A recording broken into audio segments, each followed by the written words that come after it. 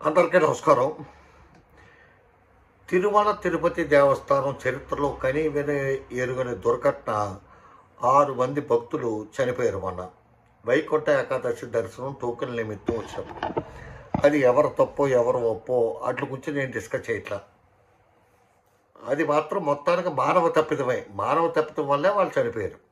అది పక్కన పెట్టేయండి. అది పోలీస్ డిపార్ట్మెంట్ తప్ప, ఒక డిఎస్పీ గారు అనాలోచితంగా గేట్ తీయటం తప్ప, లేకపోతే ఈఓ గారికి చైర్మన్ గారికి పడక అక్కడ సరైన వసతులు కల్పించక జరిగింది తప్ప 2500 మందిలో 6 చనిపోయారంటే అది చాలా దారుణం. మానవ తప్పిదం మానవ తప్పిదం మానవ తప్పిదం. అందులో ఎవడో తప్పించుకోలేడు. ఇప్పుడు ఎన్ని ఎదవ కబుర్లు చెప్పినా ఎవడో కూడా అందులోంచి తప్పించుకోలేడు. జాతి నీతి ఉంటే నేనైతే టీడీడీ చైర్మన్ అయితే నేను రాజీనామా చేసి పాల్గొడుతున్నాను. సరే వాళ్ళు చేస్తారో చేయరో, వాళ్ళ క్యారెక్టరు, వాళ్ళ బుద్ధి, వాళ్ళ జ్ఞానం, వాళ్ళ వయసు, వాళ్ళ ఇంగితం బట్టి ఆధారపడి ఉంటుంది. అది పక్కన పెట్టండి. కాకపోతే తిరుపతి తిరుమల దేవస్థానంలో ఇప్పుడు మనకి కొన్ని హింట్స్ ఏమైనా లభిస్తున్నాయా? ఎందుకంటే తిరుపతి లడ్డు వివాదం ఉంది. నిజమా కాదా అని తెలియకుండానే ముఖ్యమంత్రి స్థాయిలోని ఉప ముఖ్యమంత్రి స్థాయిలోని చాలా అభియోగాలు మోపారు. ప్రాయశ్చిత్త దీక్షలు చేసుకున్నాడు ఎవరో పవన్ కళ్యాణ్ గారు. దుర్గగుడిలో మెట్లు కడిగాడు, డ్రెస్ మార్చాడు, ప్రాయశ్చిత్త దీక్ష అన్నాడు. అట్లాగే చంద్రబాబు నాయుడు గారు డైరెక్ట్గా పబ్లిక్లో అనౌన్స్ చేశాడు, అక్కడ పంది కొవ్వు కలిసింది, ఆవు కొవ్వు కలిసింది, ఎద్దు కొవ్వు కలిసింది అని చెప్పి.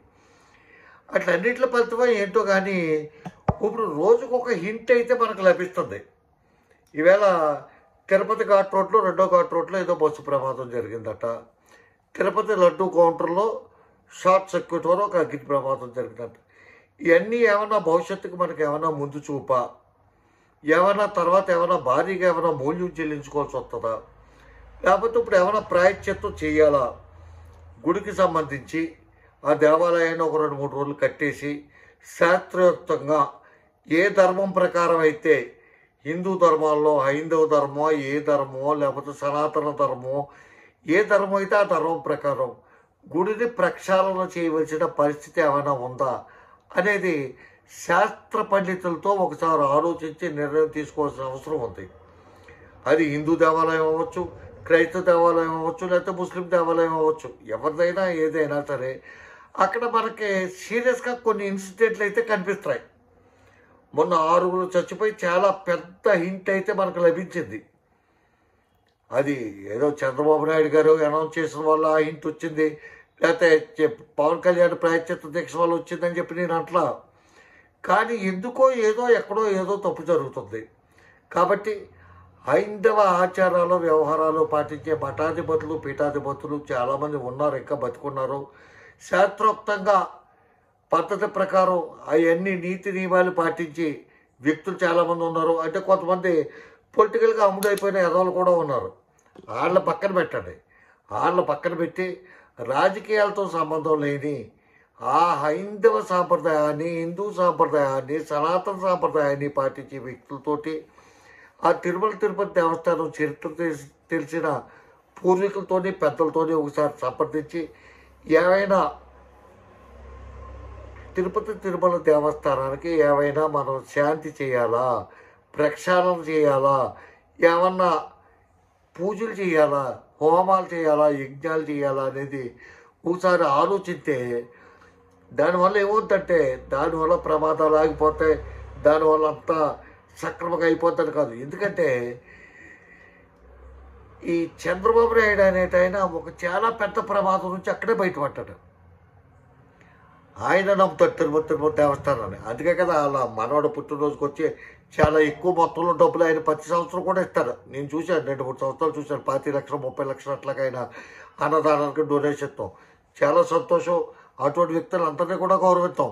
నాకు ఇష్టం ఉన్నా లేకపోయినా అలాగ అన్నదానానికి ఇచ్చేవాడిని ప్రతి ఒక్కటి గౌరవిస్తాం.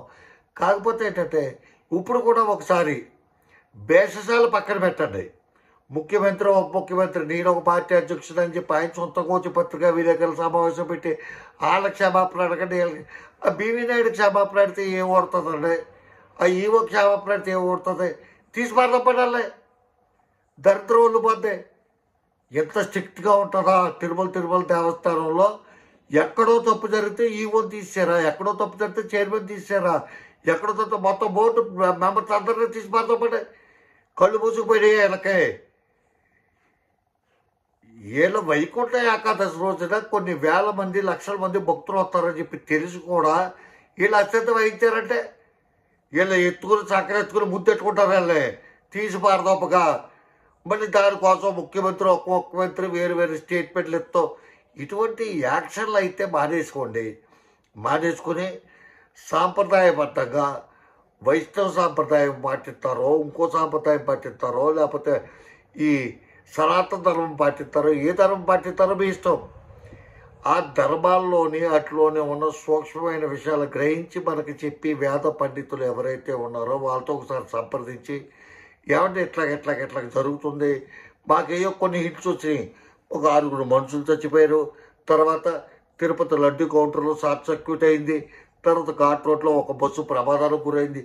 అన్నీ దగ్గరికి వచ్చి హార్న్ కొడుతున్నాయి.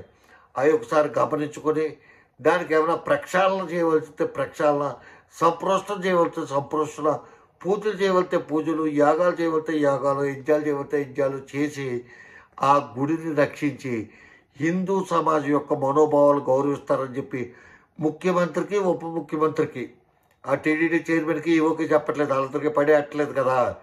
ఆడెవడో టీవీ ఓన్ తీసుకొచ్చేమో చైర్మన్ చేసి, ఈడెవడో తీసుకొచ్చి ఈవోన్ చేసి ఏమి లాభం అంటే? ధర్మాన్ని కాపాడేవాడు, భక్తి శ్రద్ధలు కలిగిన వాడు, దైవ చింతనలో ఉన్నవాడు తీసుకొచ్చి చైర్మన్ కింద చేస్తే బాగుంటుంది. కానీ టీవీలో న్యూస్లు వేసేవాడిని, ఆ కార్యక్రమాలు వేసేవాడిని, ఈ కార్యక్రమాలు వేసేవాడిని తీసుకొచ్చి చేస్తే అంతవరకు ధర్మం అనేది మీరే ఆలోచించుకుని ముఖ్యమంత్రి ఒక మంచి నిర్ణయం తీసుకుంటారని ఆశిస్తూ సెలవు తీసుకుంటాను. రామాంతరావు. జై హింద్.